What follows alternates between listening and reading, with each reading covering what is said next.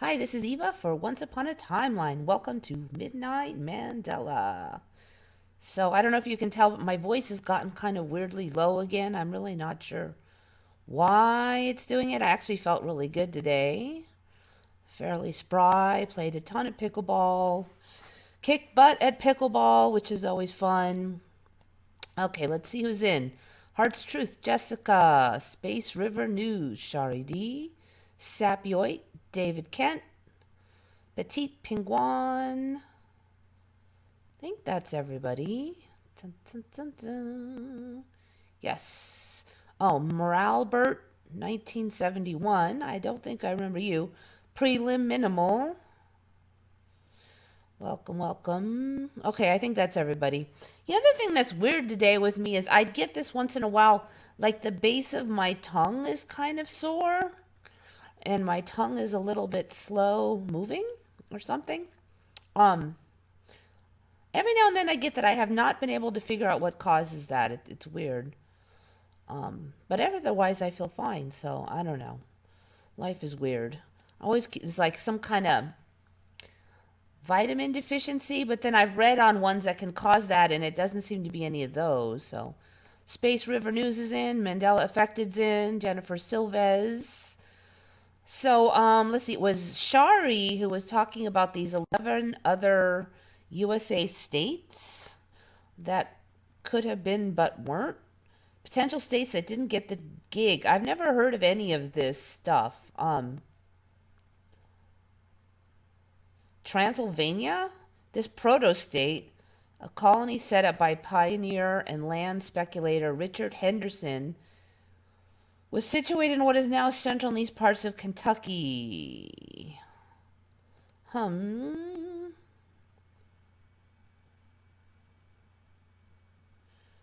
All right, acquisition was avoided. Westlvania.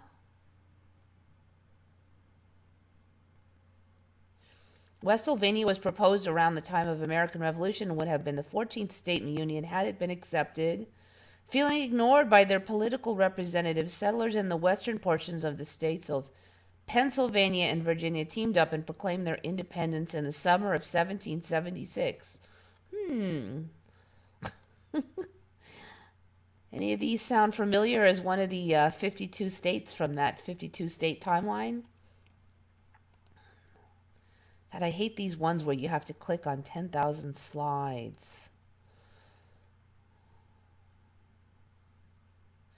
The states of Pennsylvania and Virginia had no intention of recognizing the breakaway state of Westlvania, and Congress chose to ignore the settlers' proclamation. Threatened with treason if they carried on with their secessionist movement, Westlvanians eventually gave up their fight for independence.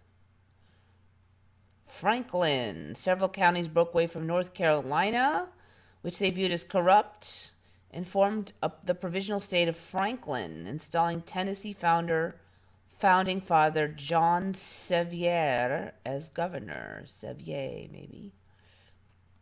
The 8 counties of the state of Franklin. Blah, blah, blah. Muskogee, not just a state. Muskogee was a self-proclaimed nation that was established in 1799 by adventurer William Augustus Bowles in part of what is now Florida. Created the nation as a haven for Native American tribes. The heck, that guy is dressed kind of weird. It doesn't really look like he's native, though. Bowles tried in vain to get his nation recognized by Spanish forces, but Spanish forces eventually arrested the adventurer and threw him in prison, along with the idea of Muskogee. Desiree was proposed for Utah and Nevada, as well as large parts of California and Arizona. Yeah, I've never heard of any of these.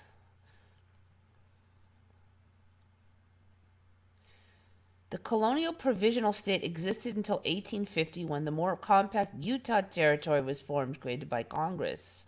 which of course went on to become the state of Utah. I don't know if any of you locals to any of these places ever heard of this stuff. West Texas has been the subject of several secession attempts since Congress requested division of the state into 4 territories back in 1845. A number of plans to split Texas into East and West territories have been floated. The first proposal came in 1847. Other potential secession states included Jacinto, Matagorda, and Texlahoma. Scott. Fiercely loyal to the Union, Scott County broke away from the state of Tennessee in 1861 and declared itself independent.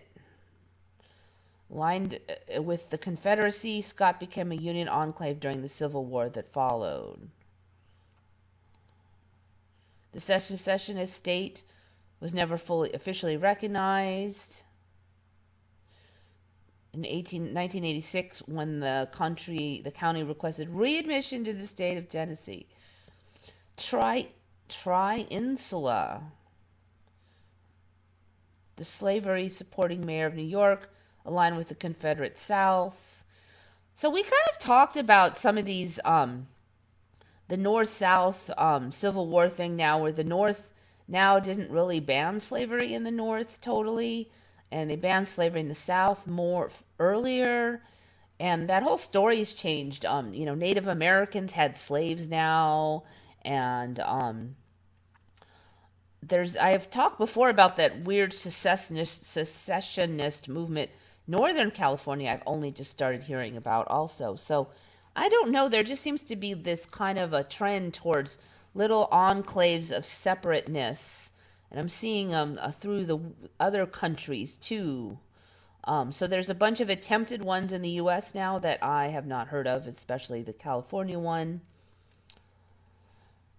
The plans to secede drew support from New York elites. So now we're seeing Confederate secessionist plans in the North here with this. Wider support was lacking, particularly after the brutal Confederate bombing of Fort Sumter in April 1861. The secession project was ditched later that same year. Jefferson. Now this one just keeps popping up. Founding Father Thomas Jefferson has inspired 4 proposed states at various times. The first state of Jefferson was cooked up by mining communities of West Kansas. Second and third were proposed in 1870 and 1915 by secessionists in Texas. What is the Texans even seceding from? Okay, that's the one that I was talking about in California, where they wanted some of Washington and a bunch of California. Secessionists from Northern California and Southern Oregon mounted a short-lived independence campaign that was eventually drowned out by World War II. Oh yeah, that's Oregon, duh. I keep forgetting.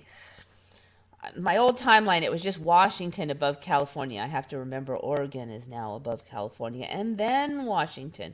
And speaking of the devil, man, that bunch of water over by Vancouver Island is really getting big. Really, really big. If I remember, I will go Google Earth later. Okay, let's see. Sequoia, territory of Oklahoma. Joined the Union in 1907 as the state of Oklahoma, but it could very well have ended up as being the state of Sequoia, a Native American state that was proposed by members of the 5 so-called civilized tribes. I mean, did the natives then have any power to actually push the name of the states? It never really seemed like that in the history I knew of. The 5 tribes petitioned Congress in 1905 and almost got what they wanted. Instead, the powers that be opted to create the state of Oklahoma. Yeah, I've not heard of it almost being. Okay, now this one is like a troll. Forgotonia. This tongue-in-cheek attempt at succession may have escaped your radar, that would be fitting, given the proposed state's name. Forgotonia was dreamt up in 1971 as a protest to raise awareness about 14 notoriously overlooked and neglected counties in western Illinois. Okay, so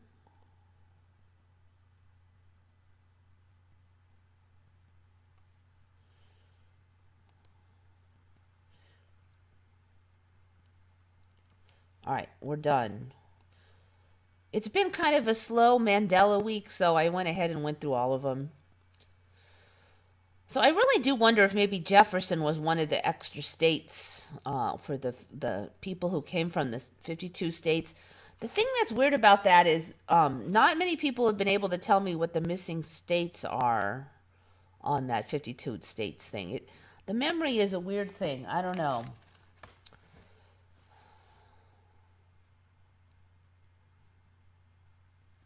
I have memory of Washington, D.C. was the 51st and Puerto Rico being the 52nd.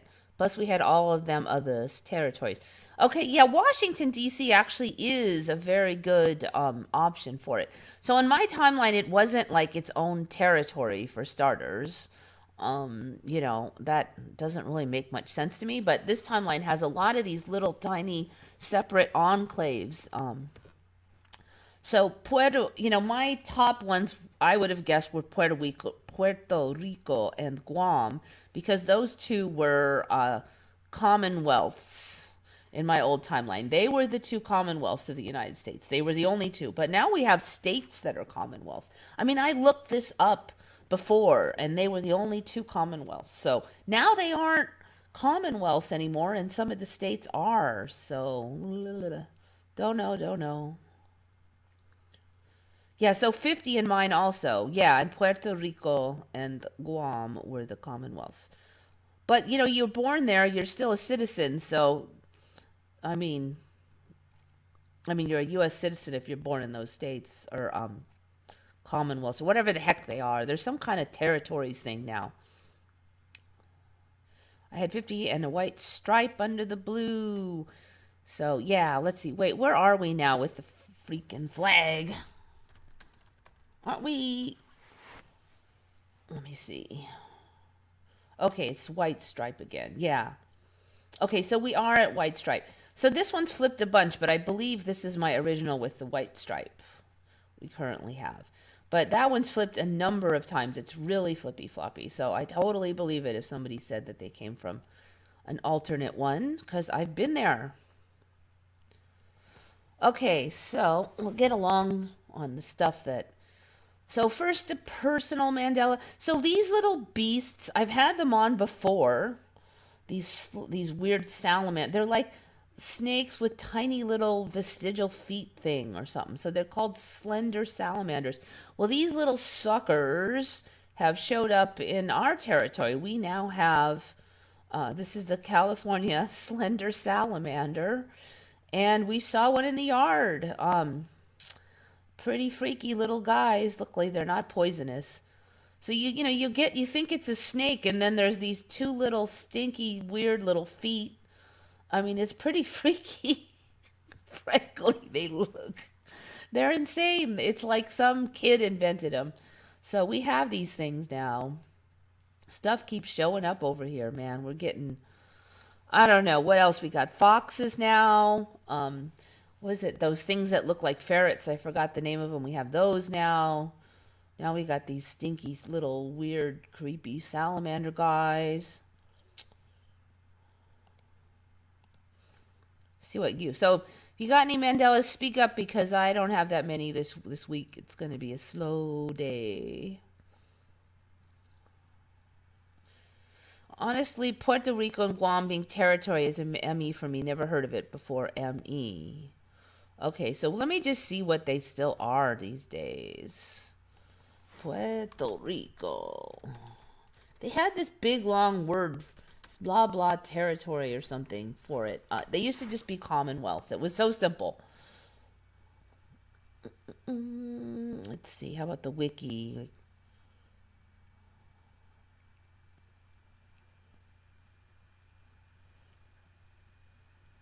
Officially the Commonwealth of Puerto Rico. Seriously? Okay, it's officially the Commonwealth of Puerto Rico. First of all, the last I checked, there was no Commonwealth anywhere. So it's not just Puerto Rico now. It's actually, this is new. Okay. So the whole name of Puerto Rico is Commonwealth of Puerto Rico now. That was not the case. It was a Commonwealth, but it was not called Commonwealth of Puerto Rico. Damn it. Never. And it wasn't last time I looked either.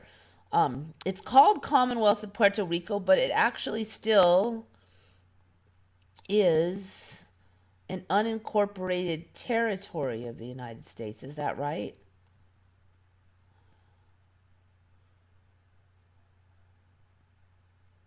Unincorporated. Now, I thought there was a longer word for it than that. So it's called a Commonwealth, but it is an unincorporated territory. The Commonwealth is an arc. Okay, this is changing. This is interesting.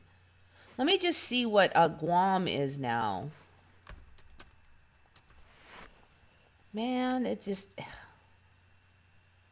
Guam. All right, here. An organized unincorporated territory. That is what Puerto Rico was last time. An organized unincorporated territory. In my... Wait.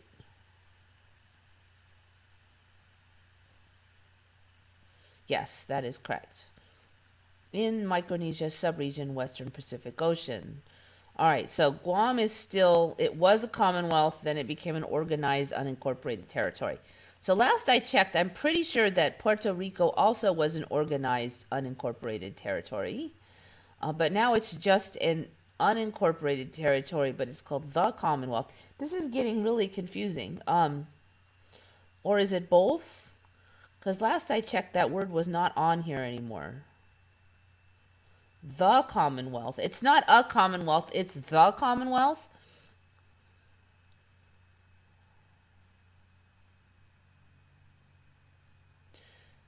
All right. As residents of an unincorporated territory, American citizens of Puerto Rico are disenfranchised at the national level, do not vote for president or vice president, and generally do not pay federal income tax. They do participate in presidential primaries. I'm not sure on that one if it has changed or not. I knew that I thought they didn't pay taxes and stuff, but I didn't think they voted at all, but I wouldn't swear for the feds, but I would not swear on that.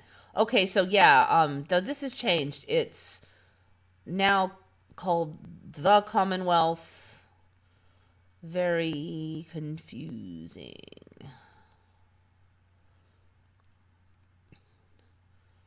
So now one is an organized unincorporated territory, Guam, and one is just an unincorporated territory. Costa Rica is an island. Yes, agreed. Switzerland and Austria are not located or shaped like I remember them. Yeah. Have you heard of the labyrinth fish? No, we can go check it out. Labyrinth fish. Get rid of that.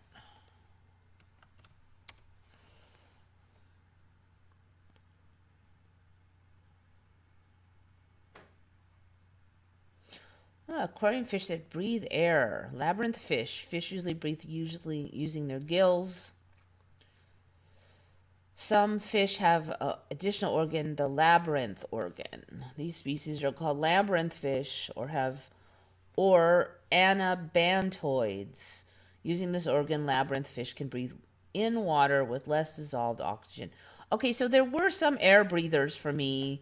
There was catfish, and I'm not sure what else. I know catfish could do it. I don't recall other aquarium fish having it, but I didn't have any of the ones they're saying are it. I just clicked on that because it looked interesting. The maze angelfish like you've never seen it before.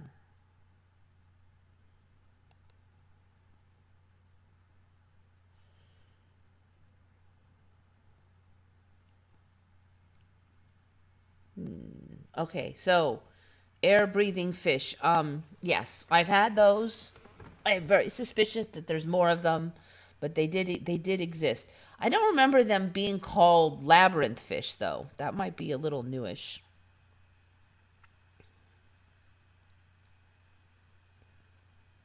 Snake with feet have a dragon vibe. Yeah, that's true.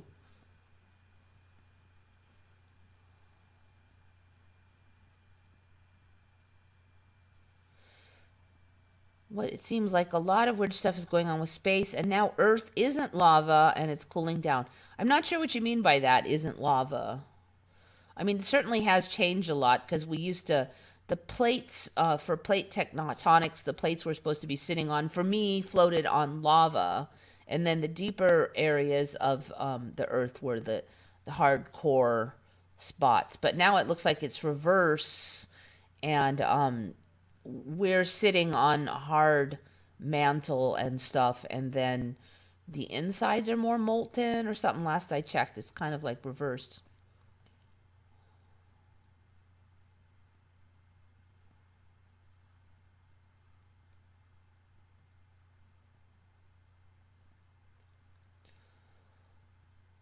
Thanks, sweetheart 11. Yeah, my hair just kind of grew out a little, so it's looking a little better, but I finally managed to get it so it doesn't stick up more on like one side than the other too, which is nice.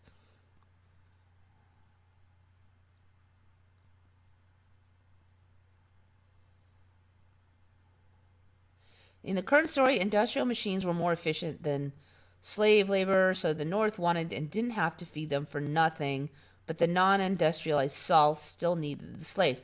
That's actually the story I grew up with, so that's like my timeline one. That's what we were taught.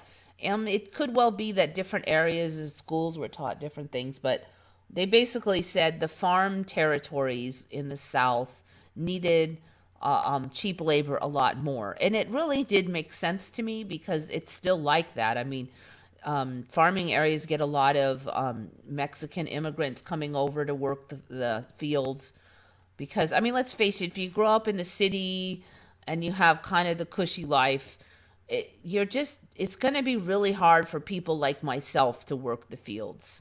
And I'm older now, granted, but it just it is extremely difficult work if you don't grow up with it. It's just very difficult. So we're getting better about that now because of technology. We're cutting out a lot of the jobs and just automating them. But still, that is an issue.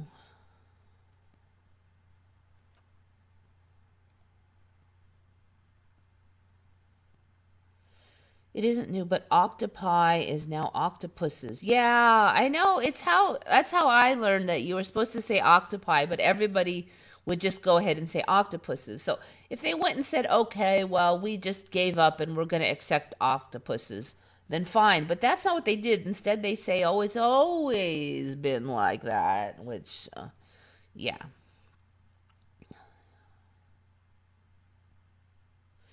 Yeah, it's really interesting, especially since I have vague accounts of people saying the South was more industrialized some years ago.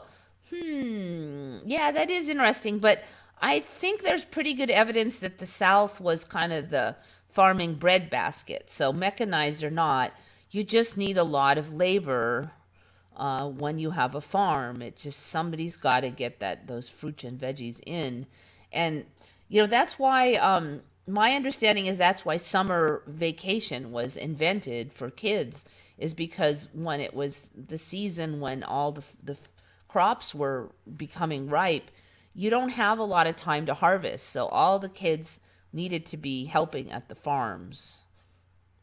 And that's why they couldn't be at school. That it'd be stupid to have school when all the kids would have to like not show because they were working at home.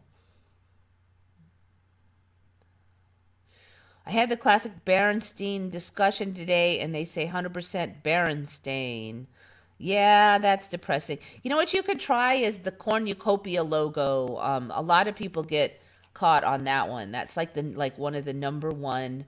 You can snag people Mandelas. I feel lost in towns or countries, so I adapted to the city. So, I grew up in kind of this, like a suburb like city, and I feel pretty comfortable there, but I kind of prefer a little further out now, more space. I've been living here and it's more like, a couple acres and a bunch of coyotes, and I like it. I think the next place I get, I'll try to get that. The other advantage of that is houses in the city cost a lot more money. You get more for your buck when you're a little out of the in the country, at least around here. So you can get a bigger house and more land for the same price. And then I'm only 10 minutes from town, so and you don't really care if your neighbors are arguing or something because you can't hear them.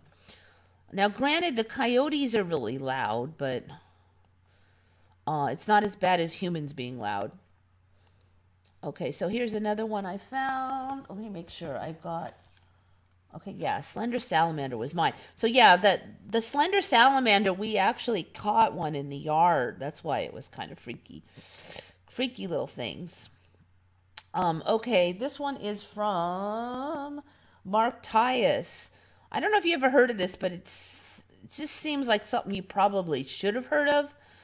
So the story now is that Boeing had a whole factory that in World War II that they disguised by building a whole city on top of it to hide it. So they didn't want, I guess, they were afraid somebody would fly over and try to bomb it or something. So here it is. It's here. This city all up here is all fake. The one thing I was kind of looking at is I'm like, it does look strangely darker. I mean, shouldn't they have made it like have lighter roads or something? But yeah, so this is the city, this is the giant facility underneath there, and then they covered it with this fake lands. So see, again, it looks a little fishy, but maybe even if they saw it was dark, they wouldn't have totally figured out. But it seems to me like you should pave it to be the same color dirt as everywhere else, or at least try to do that. So you can see here they put these it's hard to see, but these trees are not real trees, and they're just designed to look real from above, that this girl is not a real girl.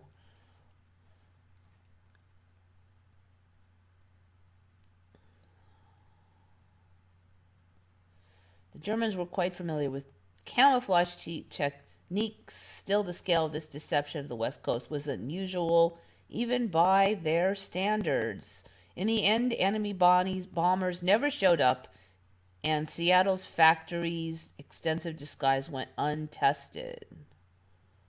So I believe it's right in here.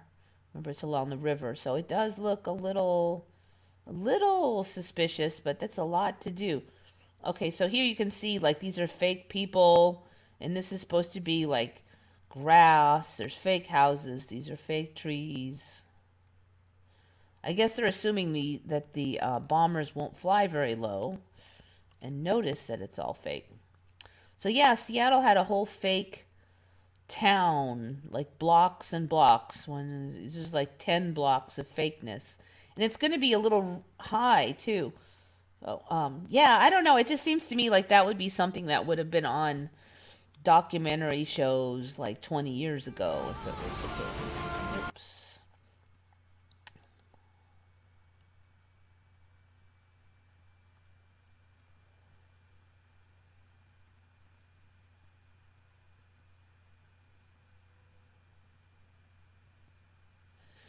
Yeah, preliminal. Yes, I remember Bernstein originally. So I'm kind of suspicious it went from Bernstein to Berenstein to Berenstain, but I don't know. When I first heard of that, and they're like, "Is it Berenstein or Berenstain?" I'm like, "Bernstein, isn't it?"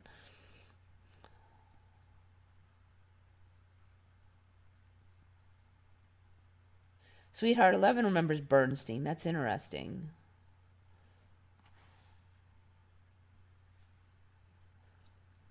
I am tempted to work on the tomato fields as their pay rate has been raised to mid $30 an hour. I'm in the medical field and their pay has exceeded a serious number skilled professions. The only thing with that is they might drop it again if they that thing is, you if you quit and then you go into that and then 2 years from now they get more labor, it's going to go back down. So I'm kind of surprised. This timeline has guest worker program too, from Mexico. So you would think that they could get over Mexicans to do the job, but maybe it's too far for you guys. So we're right here near the border, so it's pretty easy to get Mexicans. Especially because, it's funny because I used to always say we should have a guest worker program because this is stupid. Because a lot of immigrants would go over the border illegally and then work in the fields during that season, and then they just go back. And I'm like, well, why don't we just have a guest worker program if all the farms rely on them anyway? But now we do, and we always have. At least last I checked, we do, and we always have.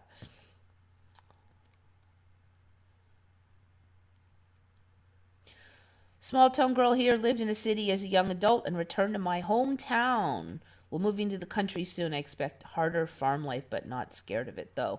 Yeah, I'm just not like super healthy, so that's the other thing. I don't know if I could really do that labor anymore. When I was younger, I think I could have done it, but the one thing about the city, when I first moved to San Diego, it was a lot more friendly. But it's really getting very city-like, and it's just not as pleasant. And when I was in Tucson, people were pretty nice. So now I'm like, But I could move to Tucson and it could be great for 10 years and then get like here. So it's kind of tricky.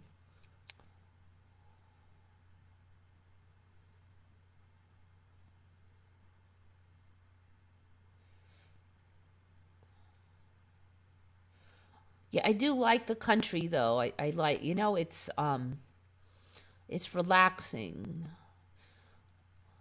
I know if I had enough money to hire other people to maintain it. So when you live in the country, though, there's just things, the trees fall over on the road.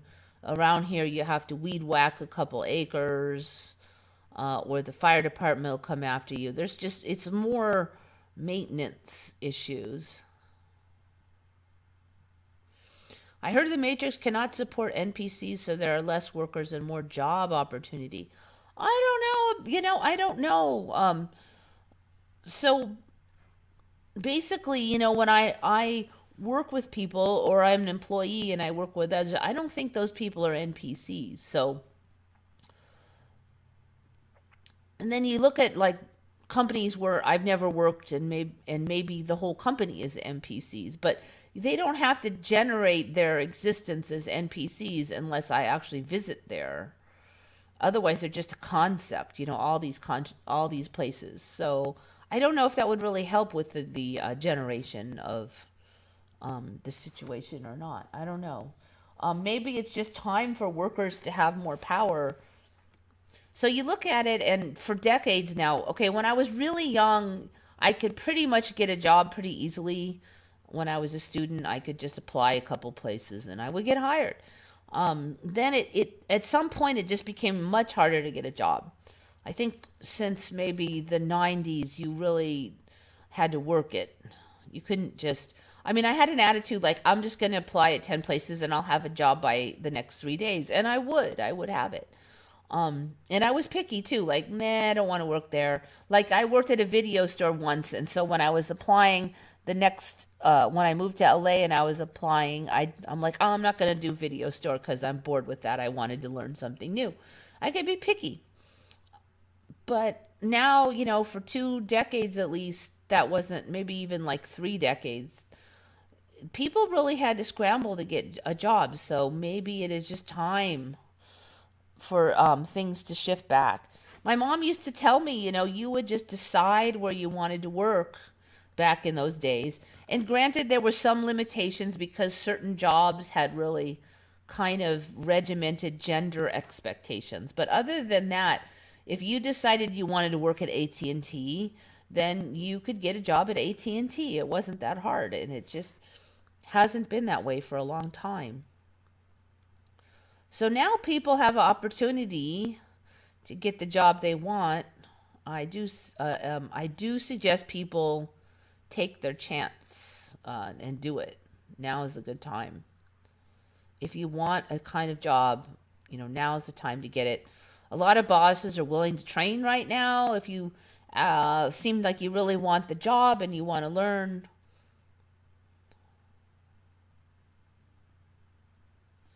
Are the fake copies of famous cities that were replicated in Asia also ME? I mean, I can't swear that they're an ME because a lot of them are really new anyway, but it is suspicious. I don't know. There's some weird thing going on in China where they have all these ghost cities, building all these cities. Why would China spend money on a bunch of cities that nobody wants to live in? I don't, I mean, I could see them maybe building one, but then after nobody moved into that, wouldn't they just stop? Wouldn't you just go, heck, we're wasting our money? I don't really get it. Why wouldn't they just build more bridges and other stuff then? I don't know.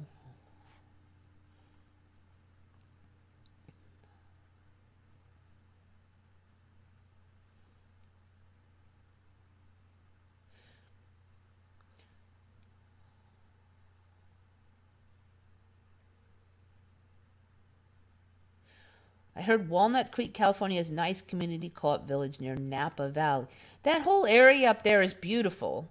It's also expensive as can be, and it is California. So you better love your regulations and semi-socialist attitudes, especially up there. You better love your masks and your lockdowns. I'm not sure specifically about Walnut Creek, but generally Northern Cali is like that. I do not so much recommend people move to California, especially not lately. The number of regulations that are coming out of the legislature is exponentially expanding. They're banning gas generators. Our power grid's not that reliable, but now you can't have gas generators either. Gas powered chainsaws. How are you going to cut anything down without a gas powered chainsaw? The battery ones just don't operate that well. You can't always get an electrical cord out to where the trees are. I don't know what they're really thinking. So there's bill in the legislature right now to require the arm pokety pokes for every employee in California. Some say that they do have the votes to get that through. I'll wait and see until it happens. It won't directly affect me because I work for myself, so I'm not an employee. But it would affect me if I wish to hire, and it's pretty. It's it's California with a K, okay? Spell it with a K.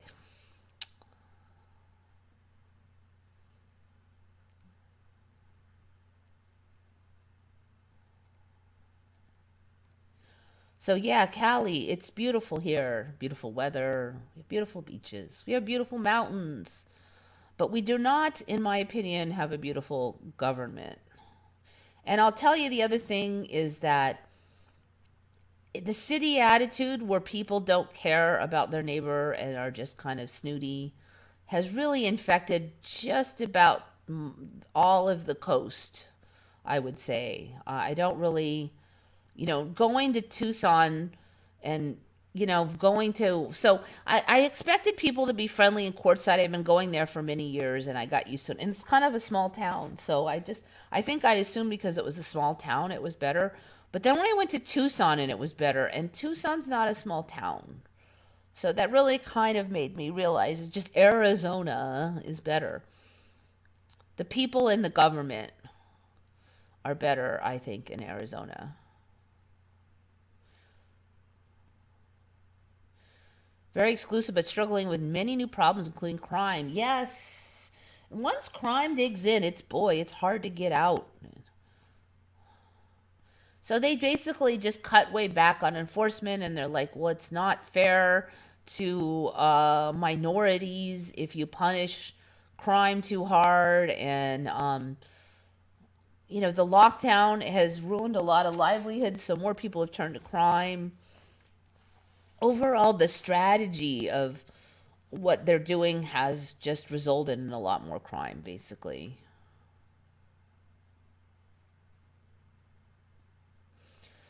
John the Savage is asking for prayers. I could really use your prayers right now for my mom and for strength and to stand strong and be wise against the devil's attack.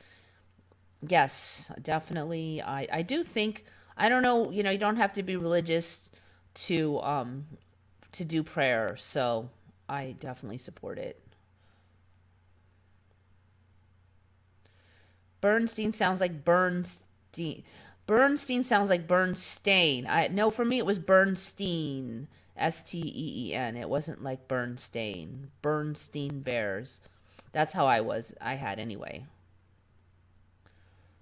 Bernstein. Myanmar's capital. I'm going to say this is probably a Mandela because I have never seen this word before in my life. Nai Piada is an ME. Okay. Unless that's a new capital, since I was a kid, there was no Nai Piada. We had to learn every country and its capital when I was a kid, and there was no Nai Piada. It's sad how crime has ruined so many places. Just remember, though, we have seen that things can magically shift. I do think it's possible to shift where that stops. I don't know if that's what we're going to get. Maybe some places will just be different from now on, and we'll have to be at other places, but I don't know. I don't believe we're stuck with what's happening, though. As much as I say it's hard to root out crime, I mean, that's a conventional way of thinking. Cause and effect, crime roots in. But we see that reality doesn't always work conventionally, so good to keep in mind. Watch this YouTube channel where they live in China and describe why there are these shoddy apartments that collapse. Yeah, I don't know. The last I heard, it was mostly corruption and bad building practices. I kind of see it. I mean, so my understanding is that China used to have a very ancient, sophisticated culture, and a lot of the nuance that comes with that kind of culture, and kind of a sophistication and a maturity that comes with that kind of culture. But when Mao took over the country, he killed a lot of the people with the memories and the culture and the education. He killed them, and a lot of people just starved, and the attitude shifted to survival. It's kind of a little bit more like the Russian way. You don't have time. I mean, if you've ever been poor, you kind of understand. You don't have time to faddle around with art and even nuance and any of that. It's just pure survival. It's a different attitude, and it's so from what I've heard, that's kind of what happened to China, is they lost most of their old culture because of that revolution, the Mao revolution. The kids growing up now are never exposed to that ancient wisdom. They just, again, it's kind of hard scrabble. So you're seeing kind of like they're almost like a whole new country starting over from scratch. They don't have that maturity that they used to have. So I think that's why a lot of attitude there is just hurry, get it done, and worry about the next day. You're not worrying about 10 years from now or 20 years from now. You're worrying about tomorrow, and that's a survivalist attitude. You can't afford to wait or think about 10 years from now because you're just trying to survive for the next week. And so I think that's what a lot of what happened to China. That attitude is pervading the building style and just make a buck now kind of attitude, that kind of thing. I think you're just seeing a lot of that. So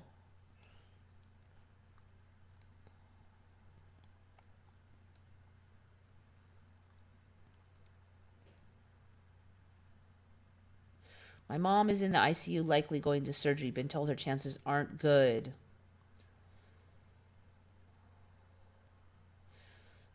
dealing with well, I know there's a lot of hard things in life, definitely.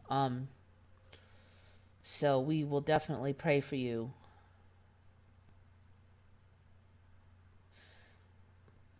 BC is falling, California and everything. It's disgusting. I'm really thinking about moving my home from there. Yeah. Yeah, I don't know. I mean, I'm looking at it's not just the rules and regulations that they have now, but what's coming down the chute and the taxes and a whole bunch of stuff. And then when you move, you visit there and everybody's all nice, and over here everybody's all cold. It's funny for a state where they try to push that they care about everybody, but your neighbor could care less if you died. They don't even want to say hi. The whole just basic neighborliness is dead, and more so with the youngest people. It's strange.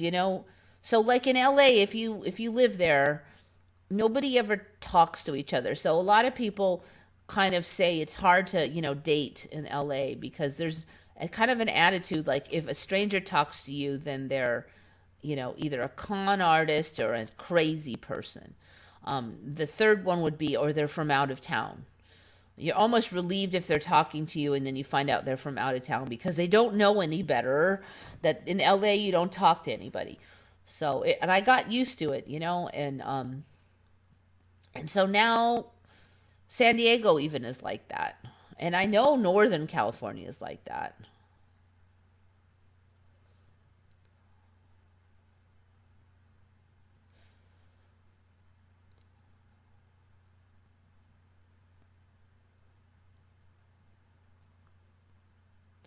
True about Napa too, but I have a little area with relatives and it's private and quiet, but yes, crazy mandates and always burning.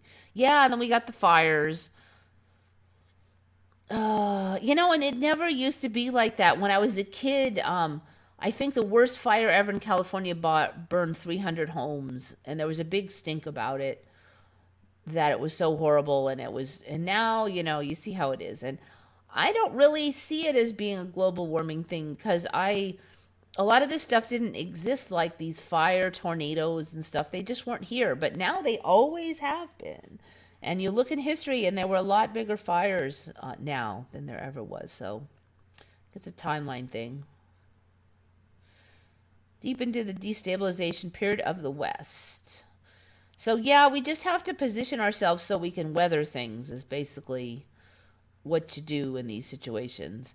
Even when it's really bad, there are always people who are fine. Like, there was a number of recessions, and I just happened to have a good job during that recession, and it didn't really affect me because, and that's what we have to do. We just have to have faith that we'll get positioned in the right direction.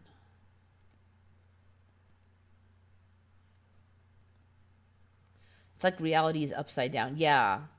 A lot of things have just flipped to reverse.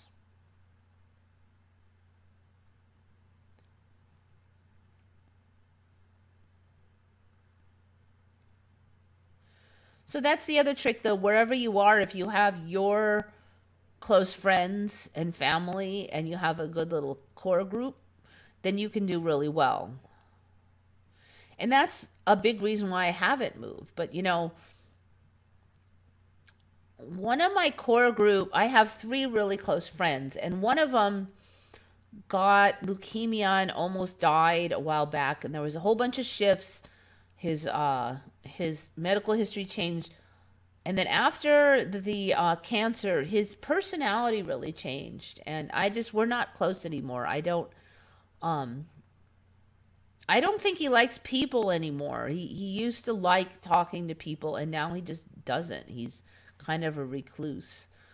And it was a weird thing because he was battling the leukemia, and they had given him prednisone, and that one day he was feeling really good, and I happened to be visiting that day, and he sat on the porch and we had this really nice chit chat, and then I just couldn't help getting out of my head that it's often said that right before you die, you sometimes have a really good day. And it was hard for me to believe because he just seemed really healthy and doing really well.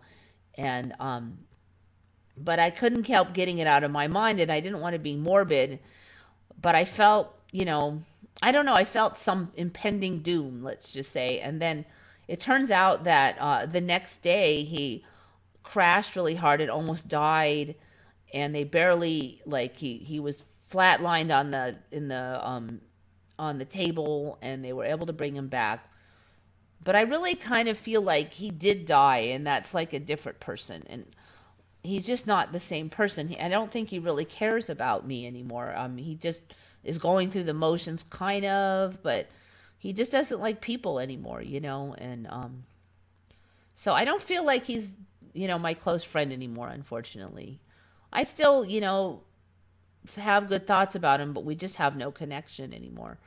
So now I have two, and I think one of my close friends would probably come with me if I moved. Quite possibly. There's a fairly good chance. So there's only one other close friend then, that I have. And they're all older than me, so I don't know how this is going to spin out. I don't know. But I feel like maybe in a few years I might move. But who knows? I'm just going to have to see how it goes. The other thing is California is not business friendly at all. And none of these cities around here are business friendly. It's almost impossible to find a rental anymore. Everything costs a fortune. There's a million regulations to do anything. Like in the old days, you could just, if you had property, you could just set up your business on it. But there's a million regulations against that here. So that's another thing. It really hinders my ability. Now, if they're going to require vaccinations for employees and all that too, it's just like, oh.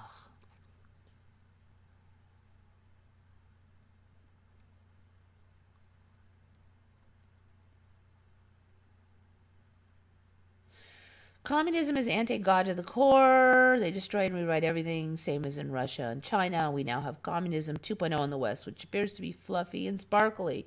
So my feeling on that is really, you look at communism, you look at fascism, it's almost the same thing. Communism just has more state ownership of industry, whereas fascism has corporations, but they're hand in hand. They're still hand in hand with the state. So I feel like we're really heading more towards fascism right now, if you really look at it, and is that the main corporations are just cozying up with the government, and they're becoming like implements of the government. So you look at like Facebook and them, and they basically just do the government's bidding. So in that way, I feel like it's getting very fascist. But we may be heading towards like a combination of communism, fascism, of some type. But they really, you can run around and go fascist in one direction, communist the other. They meet on the other end of the circle, and they're almost the same thing. So I don't really think it matters. I think it's really amusing to watch all the Republicans saying, "Oh, it's getting communist," and then all of the Democrats are like, "Oh, you're so fascist." It's the same thing. There really isn't much difference. Your life underneath either one of them is going to be basically the same bull crap. So you run so far to get away from one, and you just end up in the same place anyway. Without common sense and middle road, I mean, you're gonna get either one of those.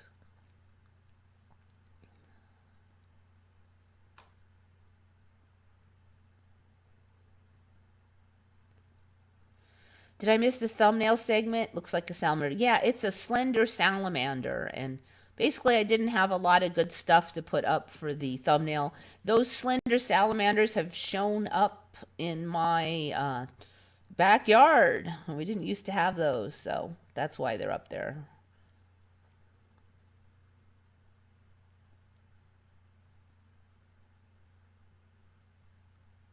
Culture makes a huge difference in the mass consciousness. I miss 70s and 80s. We were kings and queens compared to now. We still can be. I don't feel like, I actually feel like psychologically I'm better now than I was when I was a kid. I didn't have a very good childhood and I had a long way to go. So in a lot of ways I'm doing much better. My income's better. A lot of things are better. I'm a better person, certainly.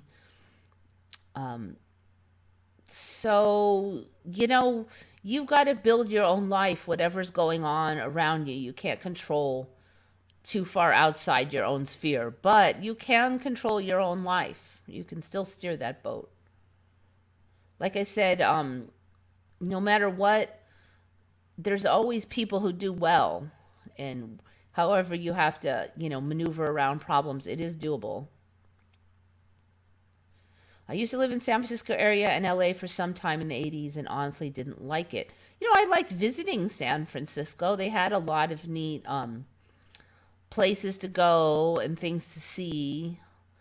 I don't know if I'd want to live there though. But in the 80s it was a lot nicer too. A lot nicer. Today is today, tomorrow is tomorrow. Those are frequent sayings in China. Okay, so, yeah, I don't know. I'm sure that has a certain meaning, but I don't know exactly what it is. One of the kind of messages I've been kind of getting lately is just, you can't go back. You just have to look forward. And not to say not to concentrate on now, but it's just like, let me see if I can phrase that better. The message more specifically was the future can be better than what you missed from the past.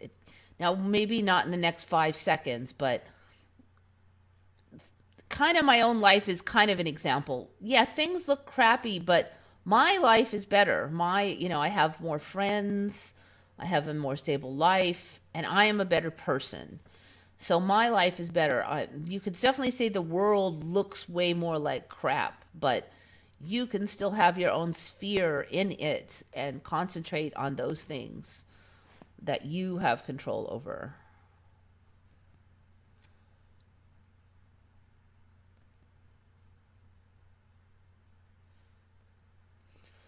I've been in history for a long time. I can read Russian, so I leapt into the Tartaria topic very early on, around 2012.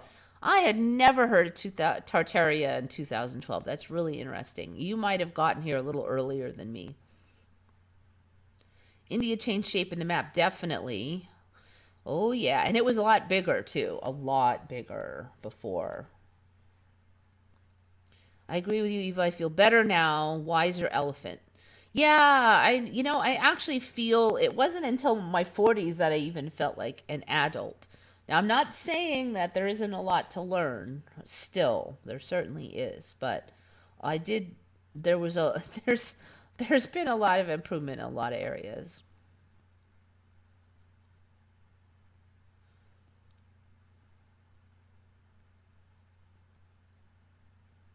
Used to be China, Tibet, Pakistan, India, or something. There were lands between them.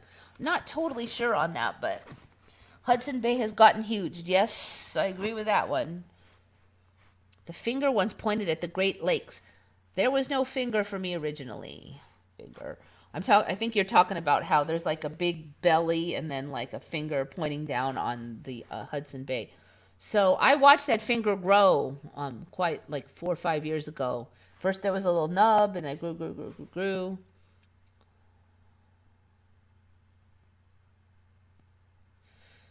I must put my sentimental feelings of the past. I don't know if you have to say that. I mean, you still can remember fondly, but I think the problem is when we cling to it. Yes, it was good, but it could be better, I think is the point. So when we cling, and I'm definitely, it's probably a message that me especially needs to learn because there's a tendency to glorify the past and miss it. And I think the message was that it could get better. Like if you cling to the past, then you slow down your ability to get improvement even better than the past. So it's fine to like the past, but don't let it slow you down, I think was the message for me.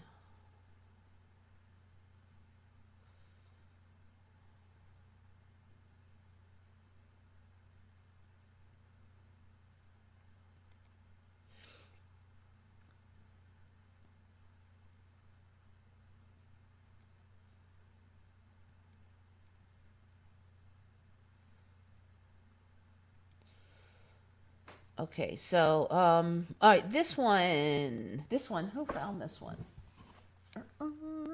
Okay, this one was John Austin.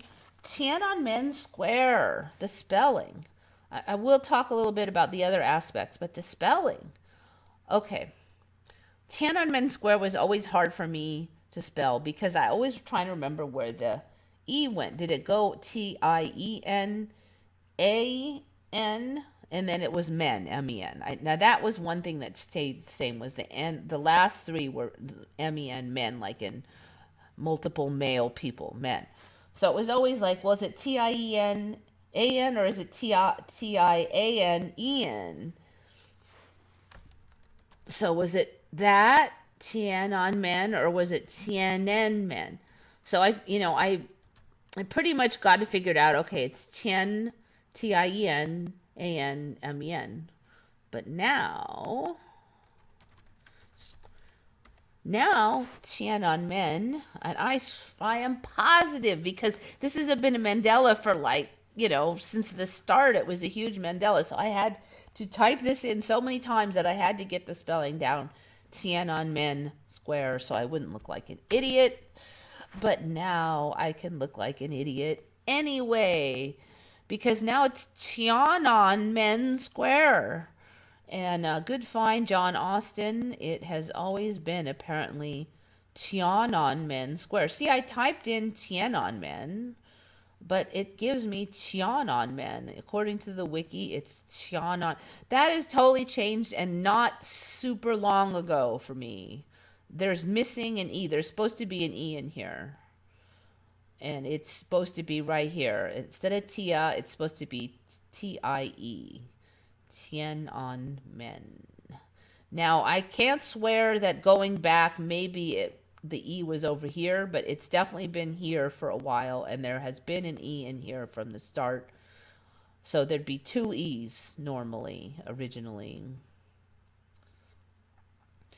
Tiananmen Square or Tian apostrophe on Men Square. Where is the proper spelling with the E? It is apparently gone. I'm going to click on this other, search only for Tiananmen. Still not getting any Tiananmens. Gate of Heavenly Peace. So they're still using pinyin translations. So that must mean that somehow the Chinese has changed a bit. Because Tiananmen and Tiananmen, that's it's a syllable difference. It's Tiananmen now. It's not Tiananmen. All right, this person from thehornnews.com remembers the old way. Communist China tears down Tiananmen Square statue. So there's definitely articles with Tiananmen still in here. But there's like two. I found two articles. Okay, so speaking of Tiananmen, I don't know if you heard, but like a month ago, suddenly they released, oh, here's the real pulled back version of the Tank Man. So originally you just saw like 3 tanks, but then suddenly now, oh look, there's a bajillion tanks. So he didn't just stop 3 tanks, he stopped a bajillion tanks. The other thing that's weird about this is like the widest road you've ever seen in your life. And all of these other tanks could have just gone around this guy. So originally you saw the 3 tanks all squished together. So it wouldn't have been so easy for them to go around because this back tank would have to like back up and maybe go around.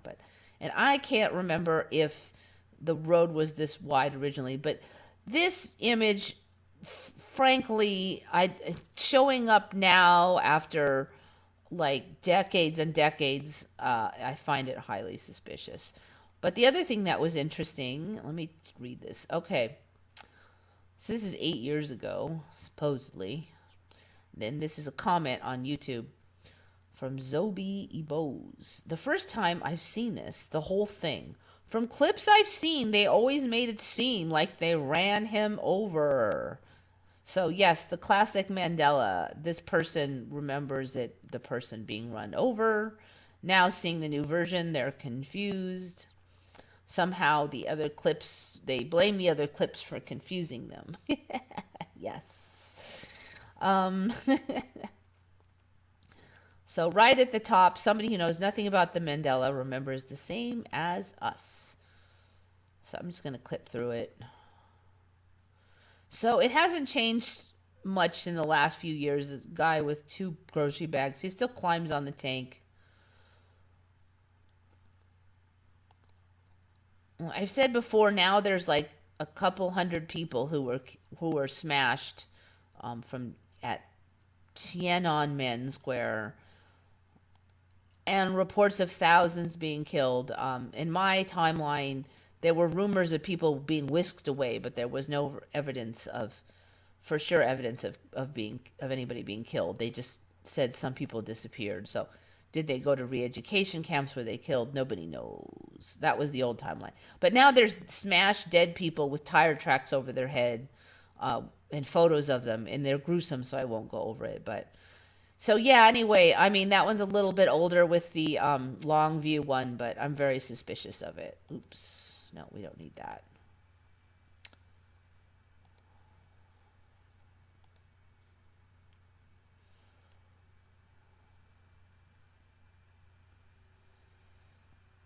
Tiananmen. Okay, someone remembers Tiananmen. Shari remembers Tiananmen, and that's interesting. Capalicious 420 remembers Tiananmen. Shari remembers Tiananmen. Capalicious Tiananmen Square. Okay, I was way off. Oh, weird. Okay. Voynich Tiananmen. Okay. Tiananmen. So nobody really remembers then, it seems like.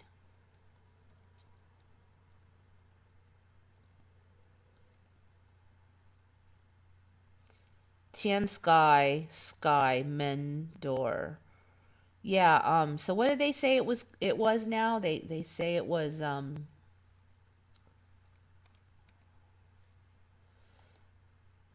it's not Sky Door now. What is it?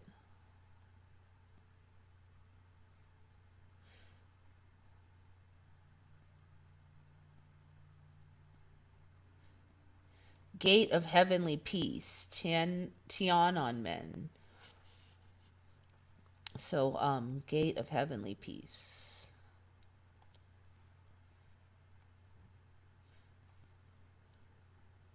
So no extra N for me, it's just an extra A for me.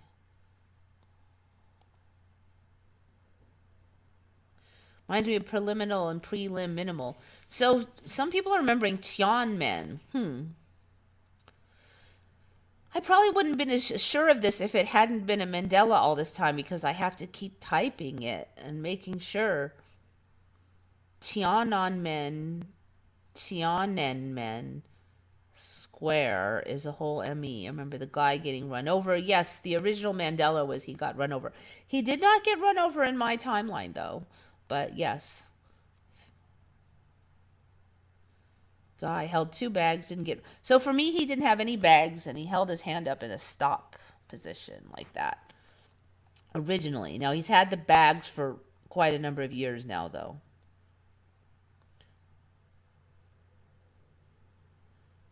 Last I checked, the guy did not have a shopping bag, just a regular bag. All right, well, checking it a couple of days ago, he has 2, looks like shopping bags. I couldn't zoom in, 1 in each hand. Then he transfers them over to one hand when he's climbing on the tank.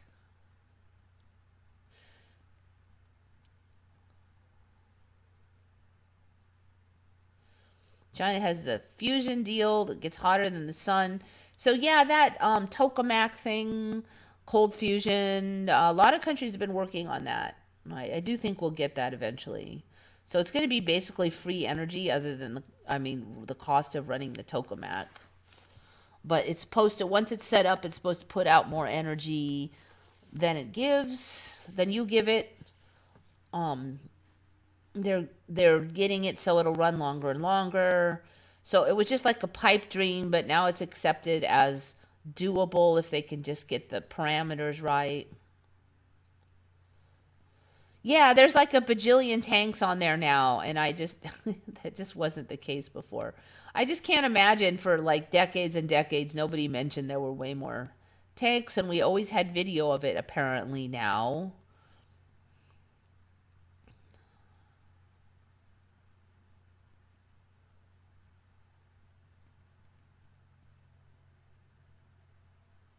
So yeah, it's still two grocery bags.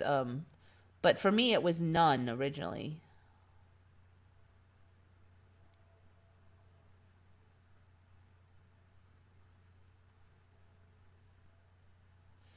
Oh yeah, the tanks have changed. They have red stars and lines. You're right. I don't think I remember that.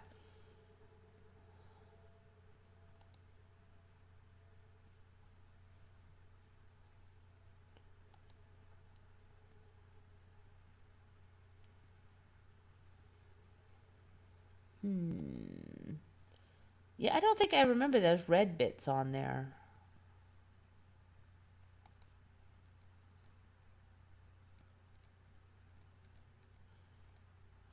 Not sure when that changed though.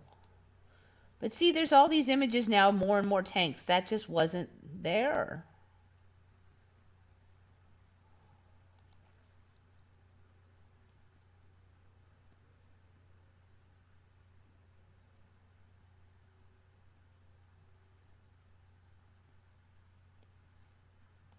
All right, close those guys. All right, this one. Okay, so that one was by John Austen. I've only got two more. I've managed to talk for an hour and 20 minutes. Anyways, so I guess you can't really shut me up even if there's no Mandelas. All right, this one was found by Susan Rivella. Good find. So apparently we had car phones in 1946 now, and this was the earliest one I could currently find. In some places they refer to it as the first car phone. So it doesn't really make sense if we had car phones in 1946. Why were everybody so excited about the pagers? That when was the pagers? Like the 80s? A friend of mine had one of the first car phones, and he thought he was all that in a bag of chips. The reception wasn't that good, though. It cost him a fortune. Everybody else had pagers, but yet we had these phones in 1946. The first Bell System mobile telephone control head was the Western Electric Type 41A. The control unit consisted of the handset and its electronics and was installed under the dash of the car. The transmitter and the rest of the electronics was located in the trunk. Yeah, no, it's not even a full old-fashioned phone. It just looks like an earpiece. I don't even know where the mouth part goes. Um, there's another image here. Oh, okay. The rest of the phones may be back in here. I think that's what it is. Okay. That old, the old wires. I had to get me one of those old phones and install it just to be obnoxious. Um, so yeah, the first car phone, 46. So 1980, and we didn't have them, but we had them in 1946. Yeah.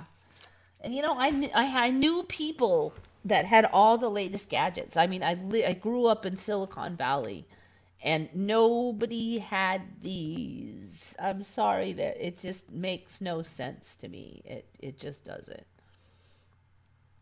Yeah, everybody thought they were all that if they had a pager. Ooh, I have a pager. Just page me. And if people who didn't grow up in the era can't imagine that being so cool.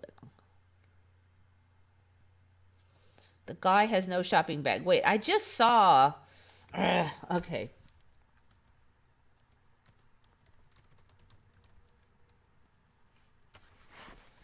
Video. I just saw it.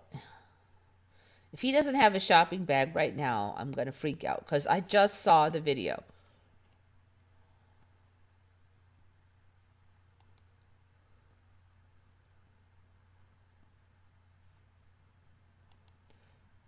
All right, there he is. Shopping bag 1 and 2. He's got him.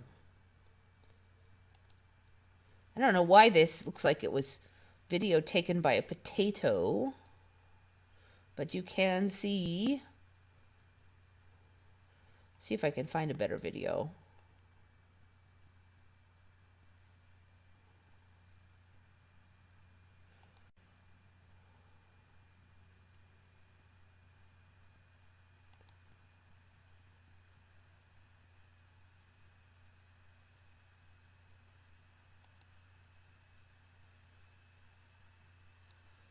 Interesting. There's a lot of video that I've never. Look at all those tanks. That's ridiculous. So yeah, I've never seen all that before. This is very new.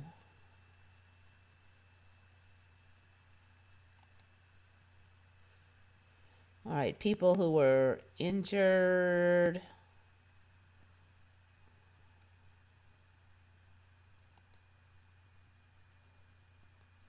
It's interesting. There's like all these lines of people and stuff. I just remember it being kind of helter skelter. Everybody was just all over the place.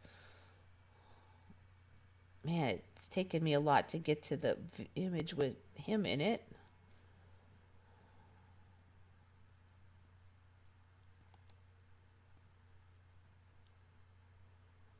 All right, I give up. I can't find it.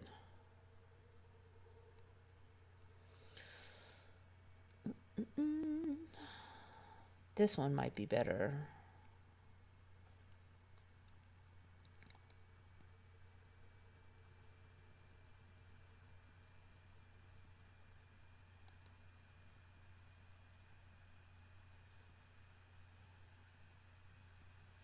A phalanx of soldiers unleashed fire, clearing the square and forcing students to run.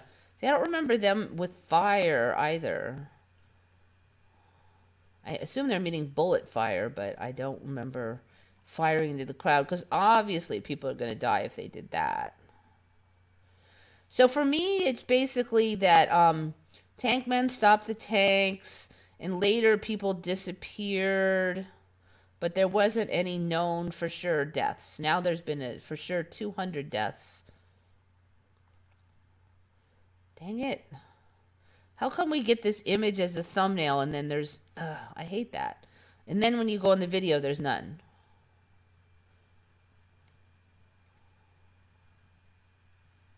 All right, try this one. I'm going to give up after this one if it's not on here. You know, stupid mainstream media. All right, let's see if we can get a clear image of that boy. All right, so yeah, here's the bag number 1.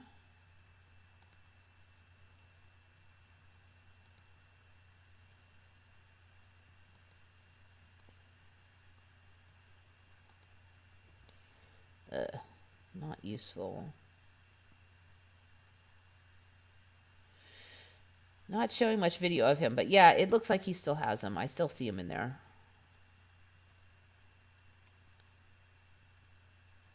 Just like Mike Tyson merely nibbling on Holyfield's ear in this reality. Yeah, that you're right. It is less gruesome, but those are the famous gruesomes from my timeline are less gruesome. But then this timeline has other nasty stuff. Like there's a lot of bombings and hijackings.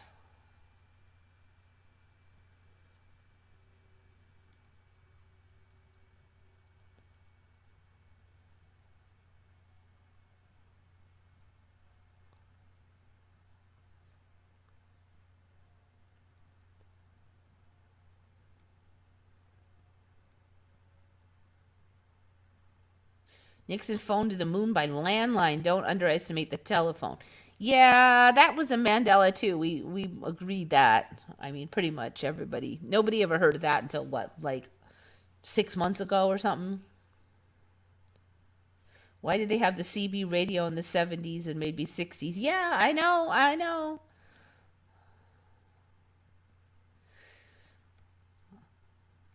So yeah, everybody had the beepers, pagers, and they thought they were all cool, except for people who only got beeped by work. Then they didn't think they were so cool because all of their pages were going to be ones they didn't really want to get.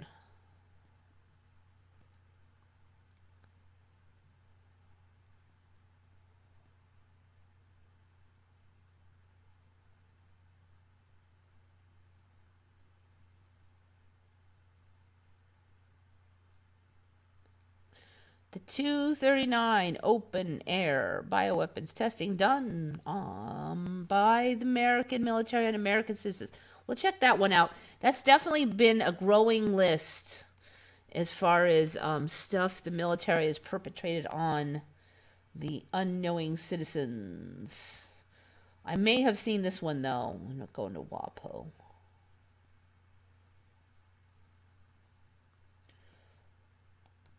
So I've definitely seen some where they sprayed crap into the air and stuff. Let's see.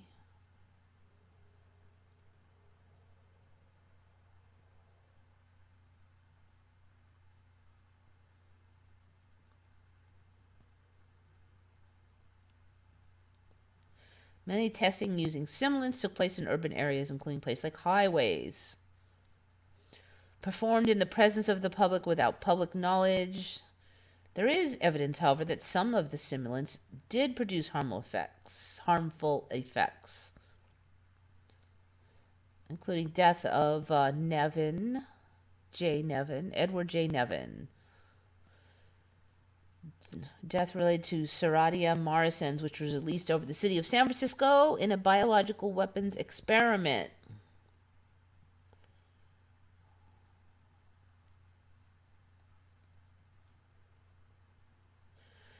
So we're up to 239 open air trials of simulants and active pathogens. That's interesting. I don't remember it being that high. Last time I looked, I don't remember there being a magic number of 239.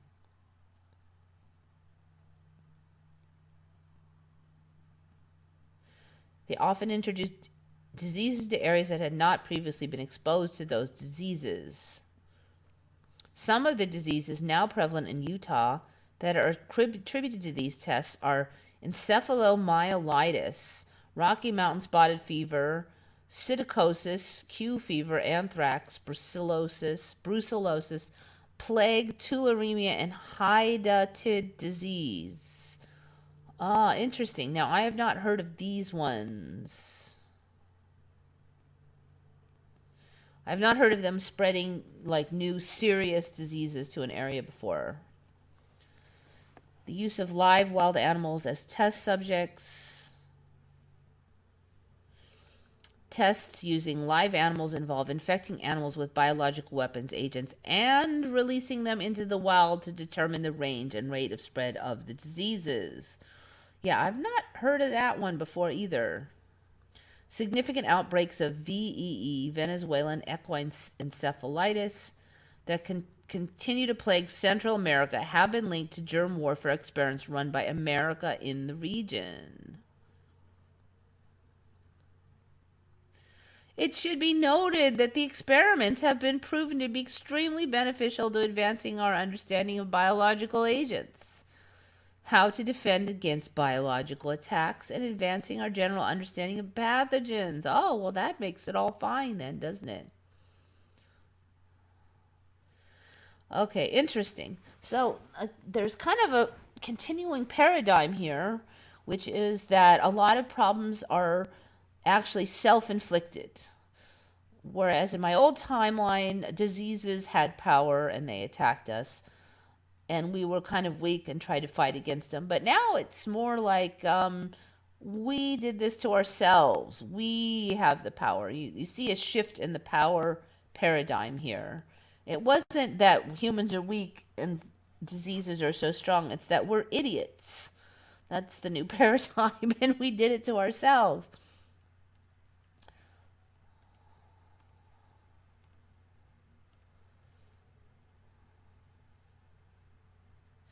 The guy in this picture does not have the bag. Okay, let's go there and see what we got.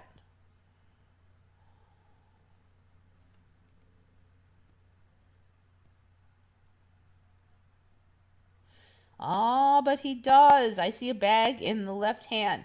So like I said, there's he had the bag in each hand, and then at one point he moves them all to the left hand and climbs on the tank. And this, I think, is that spot. But you can see right here, there is a dark fang. Now, this is kind of interesting because I remember him having a white bag in each hand. So The fact that one of the bags is dark now, I think, is a recent change. And you can see the stars. So yes, I do remember, as who said that? I just remember these tanks all being plain. They now have a very prominent camo pattern on them with these stars. I just remember like that kind of khaki green tank that you usually see. So they're a little more fancy tanks here. Atlantic City, Operation Sea Spray in San Francisco. Yep. Just more government experimentation.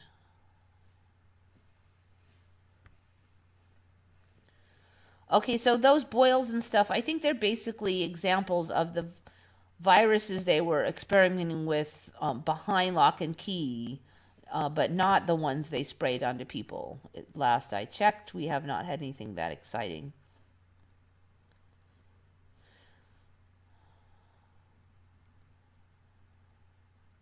What's that thing on the side of the tank? Okay, wait. Oh, here? That looks like a lamppost thing. Like it's really close to a lamppost. But yeah, you're right. Actually, I don't think I remember that originally. Wouldn't swear to it, but I don't remember seeing that thing. So these are like the bulbs. So you're really close, so then it looks big. So it's a perspective issue. But yeah, it is kind of weird sticking out there. I agree.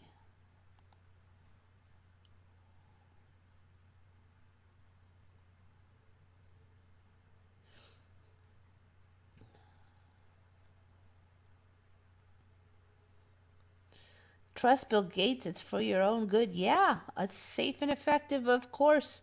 We would never question our overlords. The problem is that we're idiots. Eva 2022. Well, you have to look at it as an improvement. Okay, before we were powerless victims.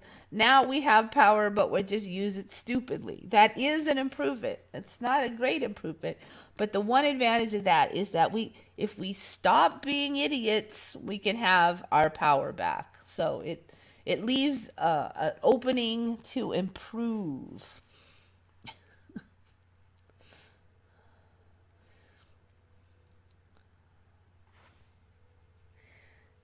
This might be a case of people in the chat seeing different things in the same image. Yeah, I don't know. Does anybody? Okay, first of all, you are probably seeing you through YouTube. The quality of my stream probably sucks. So I do recommend that you go ahead and click on Shari's link that was up here in the chat and look on your own screen. Do you not see like a blob down here? It does seem like this is kind of shifty though. Like I said, my original guy did not have any bags. And he did the stop motion, but he did not climb on the tanks. So this guy, for me, for a while, he had one white bag in each hand, and then he climbs on the tanks. I do think I remember him climbing at some point with a bag in each hand originally, though, and it was a white bag. The last time I checked now, the last few days, it looks like he transfers it over, and there are that is only one hand and both bags are in there. So that is kind of shifty. Also, I don't know what these fangs are out here on the side of the tanks, but I don't really recall those being on there either. What is this thing? I don't know.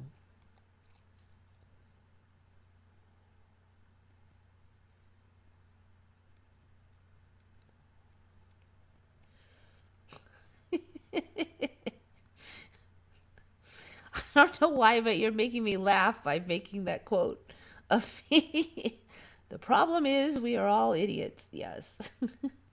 As humans in general, not like every one of us, okay, but as humans in general. So that doesn't mean I'm calling you guys idiots, just to clarify. Makes you wonder people would behave better if taught properly, like finding respectful agreements with others rather than vying for domination. Yeah, I just feel like it leaves an opening though, because now we have the power.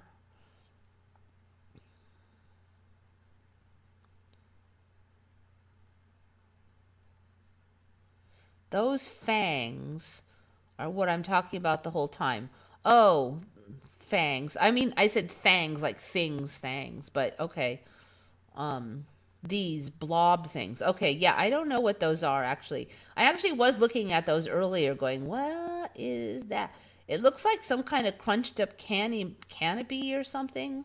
But yeah, all right, let's just see what we got going on here. We've done that one. Tiananmen tank man. Videos.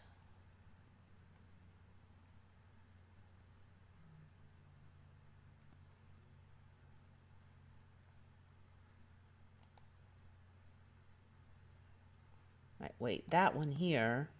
This one shows the double bags, as I recall early on.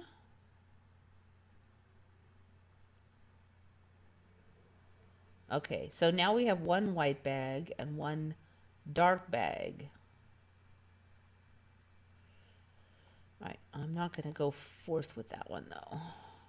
Let's go forth with this one.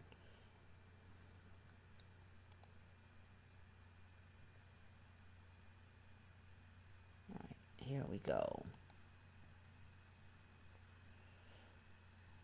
All right, so you can see the tanks go all the way back. There he is, still has two bags. Still two bags.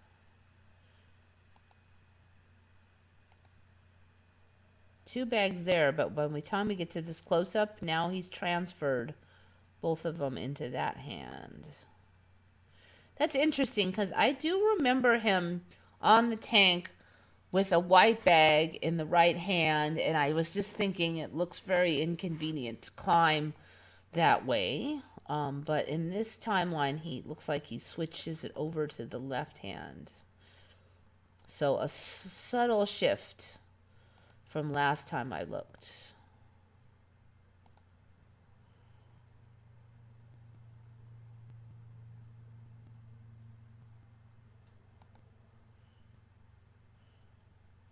All right. That's interesting. I think that's for a while he's climbing on there. I don't actually remember him off to the side like that.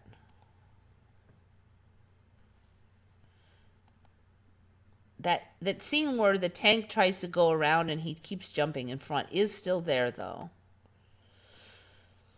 All right, what was I looking for again? Oh, what are these things? Yeah, I don't know. I still don't know. I don't know. Some kind of military experts are going to have to cough up what those are in the current timeline. Because you really can't tell from here.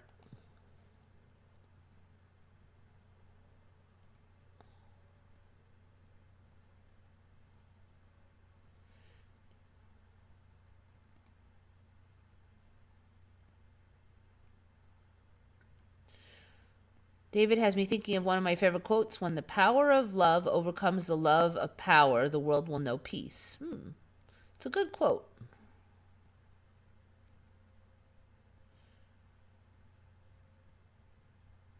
He had a brown leather bag originally. That's interesting. So yeah, for me, no bags, then two white bags, and then this thing.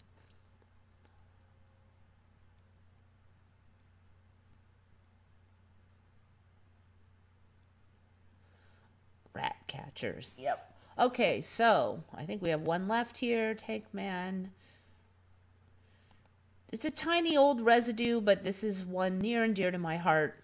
Found by Miss Papa Giorgio on Retconned. Alfa Romero instead of Alfa Romeo, which we currently have. She found some interesting residue. Some really quite compelling residue. So in Las Vegas, there is a street corner that's Rolls-Royce Road on one street and Alfa Romero Avenue looks like on the other. 3102 Alpha Romero Avenue. Um, so they just happened to think it was Alpha Romero, the same Mandela that everybody else is, instead of Alfa Romeo. And I don't buy that people just heard it wrong, because I always heard it Romero, Romero, Romero. And then one day I heard it as Romeo, and it was clearly different. I recognized it immediately. And from that day forth, I always heard it as Romeo, never as Romero. And it was actually my mother who first said Romeo. So I guess maybe she was from a different timeline than me already at that point, because she's the type that would keep saying Romero for 10 years, not noticing it's changed. But yeah, so very interesting. So it's still there. I'm surprised it didn't change to Romeo, but maybe with the whole street remembering Romero and living on there, they would have freaked out. So the Mandela just left it misspelled there on that street.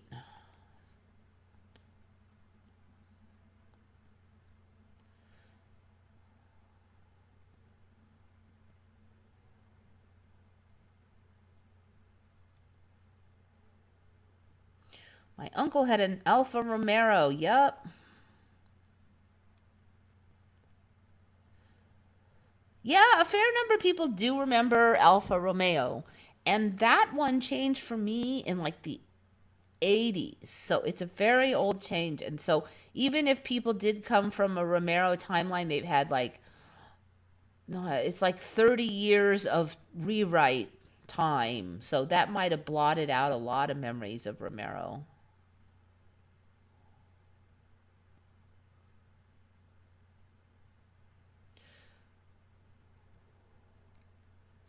I got schooled as a kid to not say Romeo like I did, but pronounce it correctly as Romero. Guess who was right all along? So it sounds like you might have been in a flippy floppy situation. You learned it as Romeo, then it fell into Romero timeline, and you were late to the party noticing, so they corrected you. And then you were back into Romeo again. That would be my guess about what happened. Because where did you get the Romeo from if you were in the Romero timeline? Why isn't it pronounced like Romeo and Juliet? Romeo. So apparently they came out later with some kind of a thing where they use Romeo and Juliet as an advertising ploy. But that wasn't until later after the change for me. So it changed to Romeo, and then they used Romeo and Juliet. But yeah, I don't know why. I don't know why it's Romeo instead of Romeo. That's a good point. That is a good point. But they do use that as a joke now.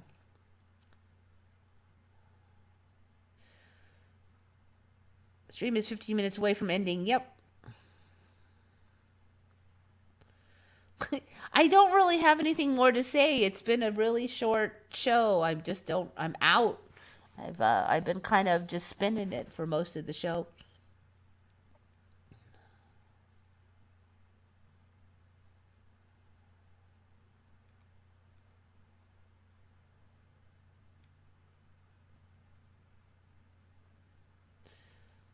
Oh yeah, that's a good point. Alpha Romeo, is it ALPHA or ALFA? I feel like that was probably PHA for me, but I'm not. Oh yeah, it's right. That is an F now, isn't it? Oof, oof, oof, oof, oof. I'm not as sure on that one, but the F does look. Let me see what it's supposed to be. Hold on. Alpha Romeo. Oh yeah, you're right. Okay, so it is an F now.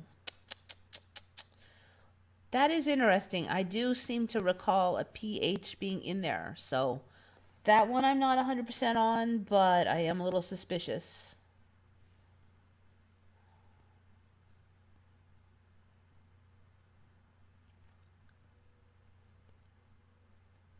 Alfalfa Romeo. That will be funny.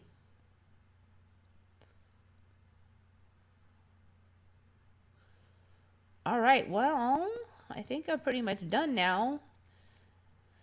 So yeah, a little bit slow this week. I actually did hunt quite hard for Mandelas, didn't see very many. Again, there was personal ones. There actually was one little personal one that's been plaguing me the last few weeks. So when sometimes I go to this chat, and when I'm working, I'll chat with a couple of people I know, and when I'm doing busy work, kind of late at night, and so I'll put my headphones on. So I'm often taking my speaker out and plugging in the mic and the headphone set. So my speaker, I've had the same speaker forever, and the speaker jack used to have a little green ring around it, which helped me know to plug it into the green hole in the back of the computer.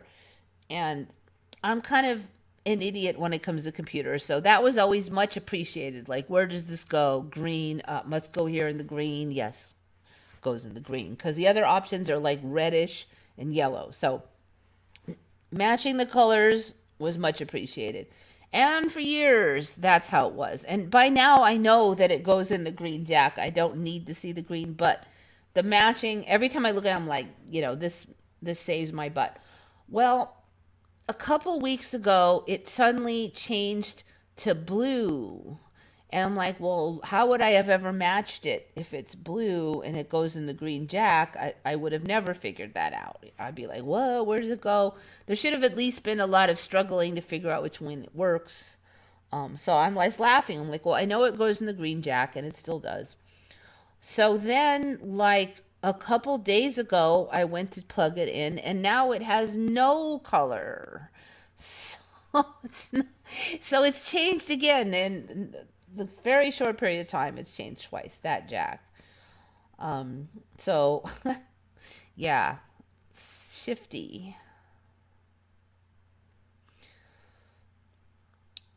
There's been so many strange things going on this week, especially in Canada. Yeah, Canada. Oh gosh, I don't know what Trudeau's up to, but it's creepy. I'm hearing stuff where there's talk of forcing the tow truck drivers to work. I didn't even know that was legal in Canada, or that you could force people to work. I mean, even freaking Russia and China don't have a history of forcing people to work at, like, what are they gonna, like, work, or we're gonna destroy your life? Yeah, that's a new one for me. The Emergency Powers Act, if you donated $25 to some organization that suddenly they have decided is bad, you can have your accounts frozen. I mean, like, that is definitely fascist state stuff. It's scary. It is very scary. I don't know if they're real humans, but there's a lot of people supporting it. I don't know if they're just shillbots, but yes, pray for Canada. That's all I have to say. They need our prayers. It's $25, and the thing was that these donations were totally illegal at the time, and now suddenly they're back. So I don't know exactly what the deal is. I was kind of looking into it, and maybe you Canadians, if there's any of you listening, could help out. But it sounds to me like Trudeau enacts the Emergency Powers Act, but the Congress, their House and Senate, have to do final approval of that and work out the details of the powers that he could have.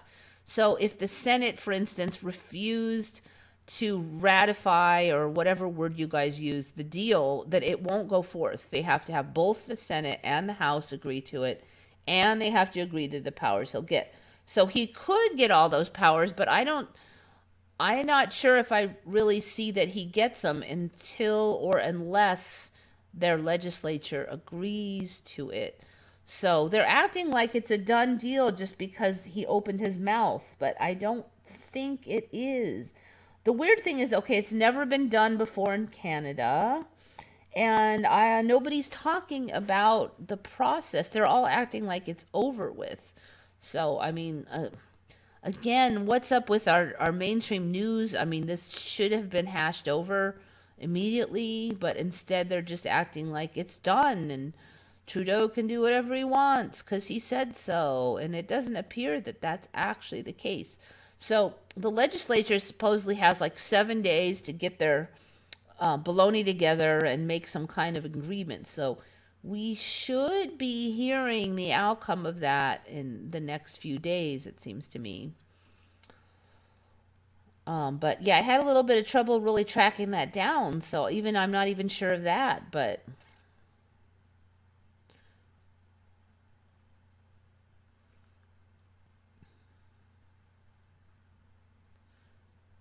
yeah, and again, like, you have, I mean, it's not that I didn't support the concepts behind the regular people marching for BLM and the nonviolent protests, but you have a lot of burning down of buildings and stuff, and those people weren't terrorists.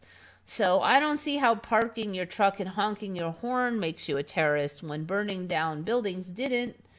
Um, Now some people are saying, "Oh, well, the truckers are, hurting the economy." I'm like, okay, shutting down and blocking work for 2 years, that wasn't a big problem, but now truckers shutting down some corner of one or two towns is the end of the world. That I don't believe that that's the real motivation either. It's not logical.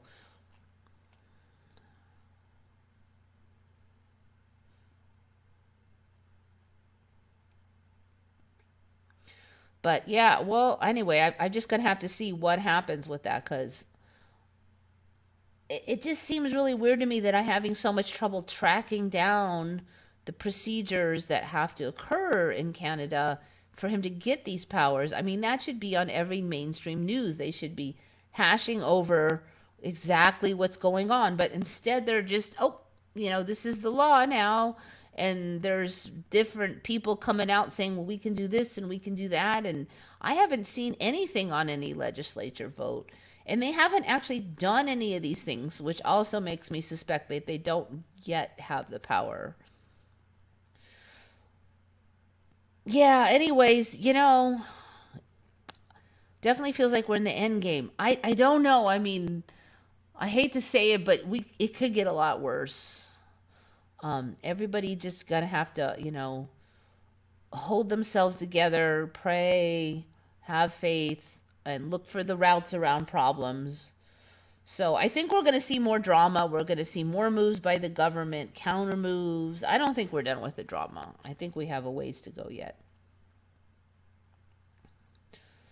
The mainstream news has a way of making the government look good. They're making it look powerful and scarier than I think it really is. Like, Trudeau doesn't have that power. He can't just go, okay, now it's all this. They have a balance of power set up there as well.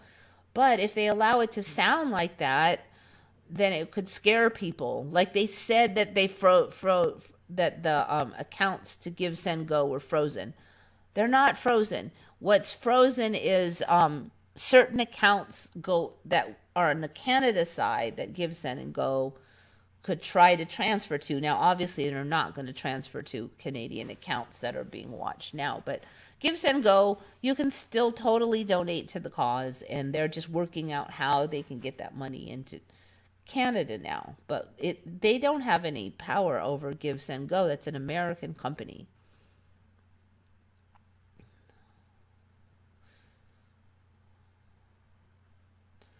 So yeah, it's all cat and mouse chess games. We do this, they do that, blah blah blah. The media spins it like it's game over all the time, but it's not game over. So, you just got to pray, keep the faith, look for your routes around and build your own environment as best you can. Positive thinking, looking forward. We'll get through it. We can get through it, and I think most of us, we have the power to get through it. So you know the drill. Think good thoughts, everybody. This is Eva signing off for Once Upon a Timeline.